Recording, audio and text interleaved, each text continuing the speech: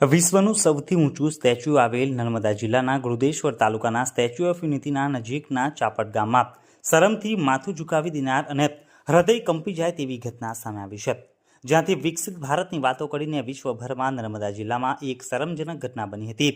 ગાંધીજી હંમેશા ગામડાના વિકાસની વાત કરતા હતા, પરંતુ તેમના મૃત્યુના આટલા વર્ષો બાદ પણ જાણે તેમની આ ઈચ્છા સરકાર અને તંત્રની ઈચ્છાશક્તિના અભાવે અધૂરી જ રહી ગઈ છે।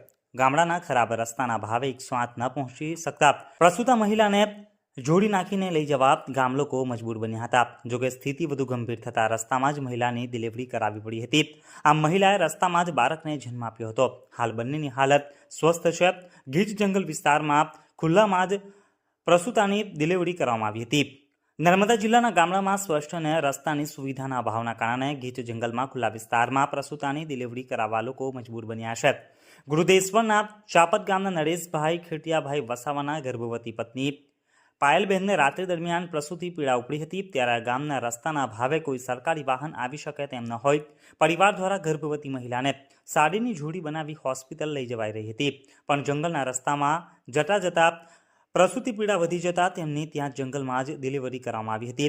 આઝાદીના 75 વર્ષે પણ ગામની વાસ્તવિકતા બદલાઈ વિશ્વનું સૌથી ઊંચું સ્ટેચ્યુ આવેલ નર્મદા જિલ્લાના ગૃદેશ્વર તાલુકાના સ્ટેચ્યુ ઓફ યુનિટીના નજીકના ચાપટ ગામમાં શરમથી માથું ઝુકાવી દેનાર અને હૃદય કંપી જાય તેવી ઘટના સામે આવી છે, જ્યાંથી વિકસિત ભારતની વાતો કરીને વિશ્વભરમાં વિકાસ બણગા ફૂંકવામાં આવે છે, ત્યારે રસ્તાના અભાવના કારણે ફરી એક આદિવાસી મહિલાને રસ્તો ન હોવાને કારણે ઝોલીમાં હોસ્પિટલે લઈ જતા સમયસર હોસ્પિટલે ન પહોંચવાને કારણે અડધે રસ્તે જ બાળકને જન્મ આપ્યો હતો।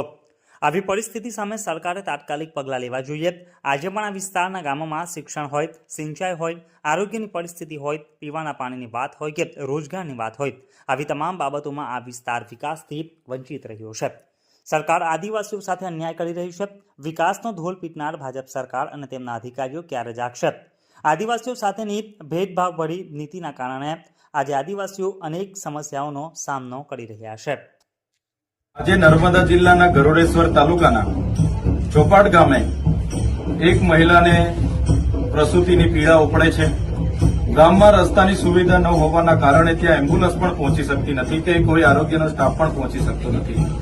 ત્યારે ગામના લોકો આ પ્રસૂતિ પીડાતી મહિલાને ઝોલીમાં ઉચકીને પગદંડી લઈને જાય છે, ત્યારે રસ્તામાં જ આ મહિલાનું પ્રસૂતિ થાય છે અને બાળકને મહિલા જન્મ આપે છે। ત્યારે દેશમાં ગુજરાત મોડલની મોટી મોટી વાત કરનારી આ ભાજપની સરકારને આ ખબર પડવી જોઈએ કે આદિવાસી વિસ્તારોની આ વરવી વાસ્તવિકતા છે। જ્યાં તમે 3000 કરોડની સ્ટેચ્યુ ઓફ યુનિટીની પ્રતિમા બનાવી છે, એ જ સ્ટેચ્યુ ઓફ યુનિટીની પ્રતિમાથી 10 કિલોમીટરનું આ ગામ છે। આજે પણ આ વિસ્તારોમાં શિક્ષણ હોય, સિંચાઈ હોય, આરોગ્ય હોય, પીવાના પાણી હોય, રોજગાર હોય, તમામ બાબતો આજે પણ આ વિસ્તાર વંચિત છે। ત્યારે દેશ આઝાદ થઈને આજે 10 કે 20 વર્ષ નહીં